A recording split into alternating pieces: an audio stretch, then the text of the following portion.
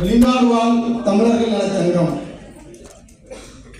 மற்றும் அறக்கட்டளை இந்த மூன்று அமைப்பும் தமிழ்நாடு அரசில் பதிவு செய்யப்பட்டு நாம் செயல்பட்டுக் கொண்டிருக்கின்றோம். நான் குவைத்துக்கு வந்த புதுசுல நட்சத்திர தமிழ் தொண்டாற்றும் மூத்தவர்களுக்கும் எங்களது இனிய மாலை அன்பான வணக்கத்தை உரித்தாக்குகிறோம். நாங்கள் எனது சகோதரர் இளைய முத்துராமலிங்கம் அவர்களை அழைக்கிறேன்.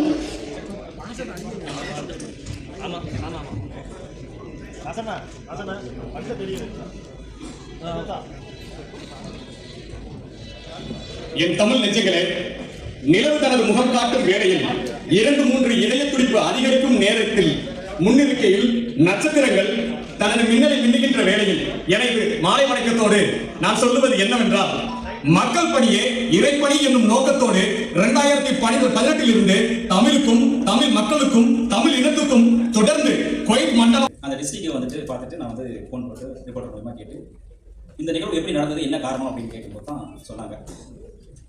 உண்மையில ரொம்ப ஆச்சரியமாக இருந்தது.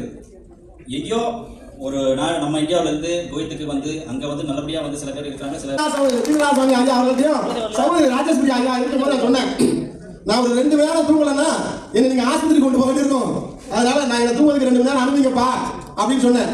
நீங்கள் எங்களை எதிர்த்தாலும் நான் ஆஸ்பத்திரிக்கு போனாலும் சரி, நான் இறக்கக்கூடிய காலம் வரைக்கும் இந்த தமிழர்கள் பிரச்சனையை முன்னெடுத்து செய்வோம்.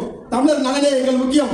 எந்த நாட்டிலும் தமிழர் தவிக்கக்கூடாது, எந்த நாட்டிலும் தமிழர் பரிதவிக்கக்கூடாது, எந்த நாட்டிலும் கையேந்தக்கூடாது, ஒருவர் தற்கொலைக்க போகக்கூடாது அப்படிங்கிற அந்த சூழ்நிலை நம்ம இந்த விஷயத்தை முன்னெடுப்போம்.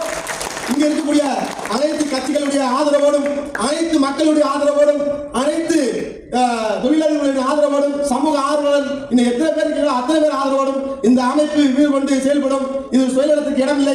இருக்கதா இருந்தா வெளியில போயிருங்க, தலைவர் பதவிக்கு ஆசைப்பட்டா போயிருங்க, அவன் சரியில்லை இவன் சரியில்லை போயிருங்க, 4 பேர் வச்சு இந்த இயக்கத்தை நடத்துவோம். இந்த இயக்கம் நாங்கள் உயிருள்ள வரை இந்த வெளிநாடு வாழ் தமிழர் சங்கம் செயல்படும். 4 பேர் இருந்தாலும் சரி, 40,000 பேர் இருந்தாலும் சரி, இந்த அமைப்பு செயல்படும். வாய்ப்பளித்ததற்கு நன்றி பாராட்டி வாழ்க தமிழ், வளர்ந்த தமிழ்நாடு என்று என்னுடைய கோஷத்தை கூறிக்கொண்டு தமிழ்நாடு அரசில் நாங்கள் வைத்திருக்கும் கோரிக்கையை நிறைவேற்ற வேண்டும் என்று கூறி விடைபெறுகின்றேன். நன்றி.